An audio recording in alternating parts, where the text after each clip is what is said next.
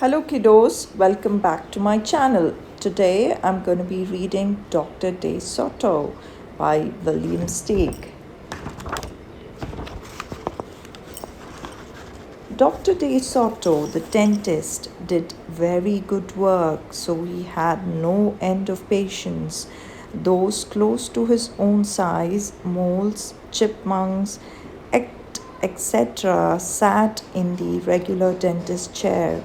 Larger animals sat on the floor, while Dr. De Soto stood on a ladder.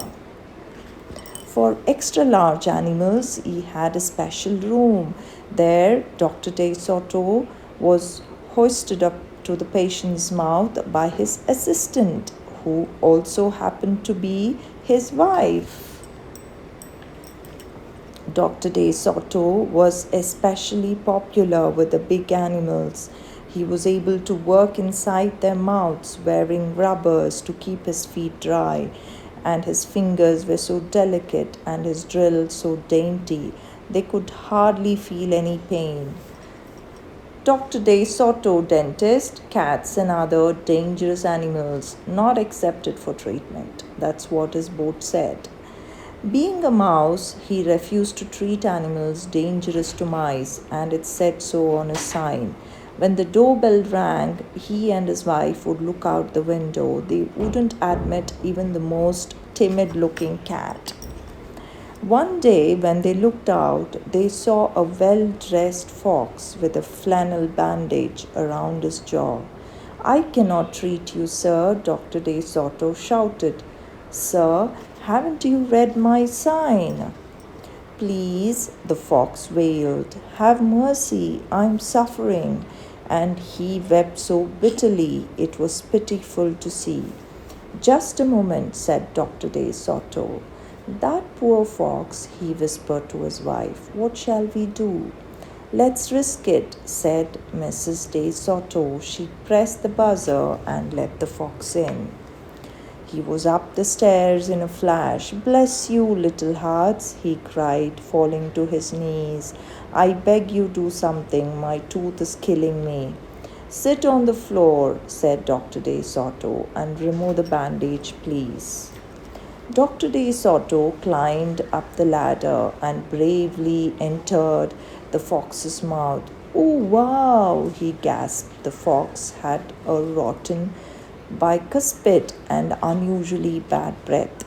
His tooth will have to come out, Dr. De Soto announced, but we can make you a new one. Just stop the pain, whimpered the fox, wiping some tears away. Despite his misery, he realized he had a tasty little morsel in his mouth, and his jaw began to quiver. Keep open, yelled Dr. De Soto. Wide open, yelled his wife. I'm giving you gas now, said Dr. De Soto. You won't feel a thing when I yank that tooth. Soon the fox was in dreamland. Yummy, he mumbled. How I loved them raw, with just a pinch of salt and a dry white wine. They could guess what he was dreaming about. Mrs. De Soto handed her husband a pole to keep the fox's mouth open. Dr. De Soto fastened his extractor to the bad tooth. Then he and his wife began turning the winch. Finally, with a sucking sound, the tooth popped out and hung swaying in the air. I'm bleeding, the fox yelped for when he came to. Dr. De Soto ran up the ladder and stuffed some gauze in the hole. The worst is over, he said. I'll have your new tooth ready tomorrow. Be here at 11 sharp. The fox, still woozy, said goodbye and left. On his way home, he wondered if it would be shabby of him to eat the De Sotos when the job was done. After office hours, Mrs. De Soto molded a tooth of pure gold and polished it. Raw with salt indeed, muttered Dr. De Soto. How foolish to trust a fox. He didn't know what he was saying, said Mrs. De Soto. Why should he harm us? We are helping him. Because he's a fox, said Dr. De Soto. They are wicked, wicked creatures. That night, the De Sotos lay awake worrying. Should we let him in tomorrow? Mrs. De Soto wondered. Once I start a job, said the dentist family, firmly, I finish it. My father was the same way.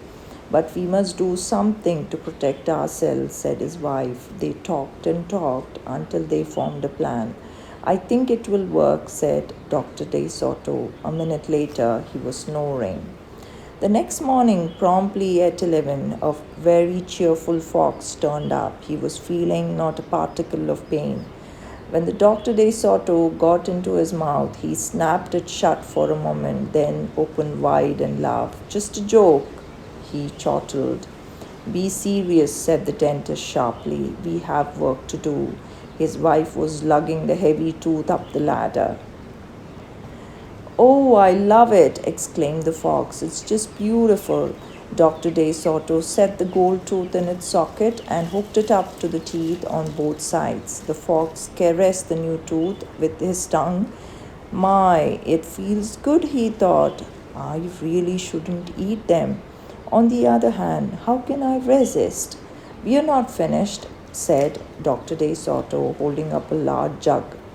I have here a remarkable preparation developed only recently by my wife and me.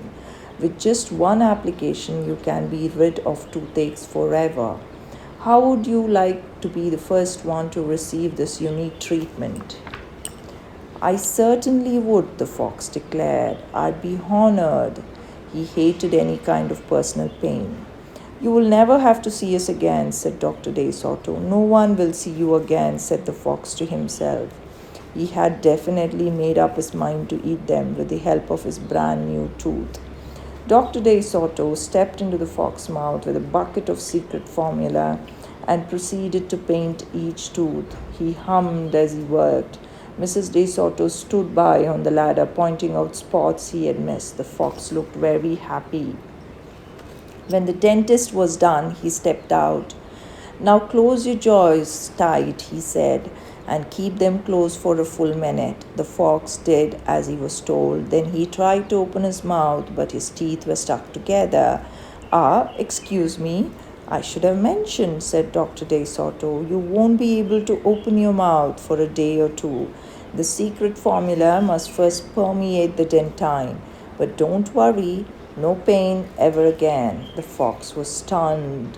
He stared at Dr. De Soto, then at his wife. They smiled and waited. All he could do was say, Franco Berry Mush, through his clenched teeth and get up and leave. He tried to do so with dignity.